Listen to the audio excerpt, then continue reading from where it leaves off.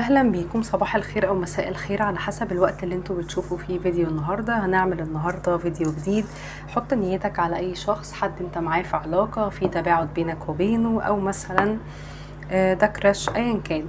حط نيتك على اي شخص حتى لو العلاقه ما فيهاش مثلا ارتباط او علاقه رومانسيه، وهنكون بنشوف الشخص ده شايف العلاقة بينك وبينه ازاي. هيكون معانا النهاردة 3 مجموعات، ممكن تختاروا بالأرقام رقم 1 2 3، أو على حسب الأحجار: الحجر البيبي بلو، الحجر البني، الحجر الأخضر. ودلوقتي هنبدأ.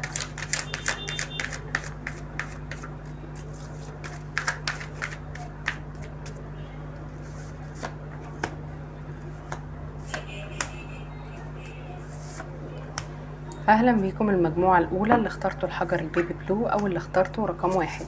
الشخص ده بيشوف العلاقة دي ان هي فيها حاجة مؤثرة عليها من الماضي، تحديدا لو انتوا مرتبطين او انتوا مع بعض حاليا او ده كراش. فهو بيشوف ان علاقتكم متأثرة بحب قديم سلبي عند حد فيكم، ان حد فيكم مر بتجربة سيئة محتاج ان هو يتخطى اثرها، او ان هو يترك مثلا طرف ثالث.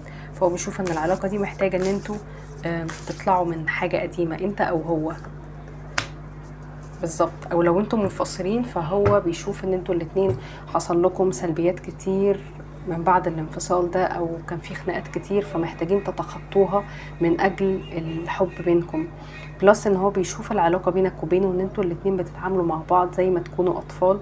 انتوا الاتنين روحكم حلوة، تحديدا انت روحك الحلوة او الفرفوشة بتشغل رومانسيات العلاقة دي من الاول. فهو بيحس معاك بالطاقة الرومانسية الجميلة، البراءة دي أكتر حاجة بيحسها أو بيشوف العلاقة معاك فيها. كده نكون خلصنا، ونشوفكم قريب في فيديو جديد. أهلا بيكم المجموعة التانية اللي اخترتوا رقم 2 أو الحجر البني. كيف يرى العلاقة؟ بيراها الحب الحقيقي، وبيراها أحلى قصة حب أو قصة الحب الوحيدة الحقيقية الرومانسية في حياته. فبيشوف إن أنت الحب الحقيقي. أوكي، ميرسي جدا ليكم. اهلا بكم المجموعة الثالثة اللي اخترتوا الحجر الاخضر.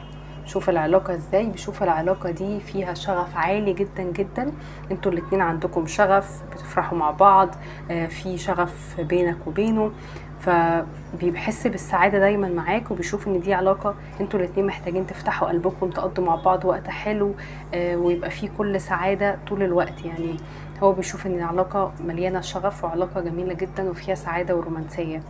كده نكون خلصنا، ونشوفكم قريب في فيديو جديد.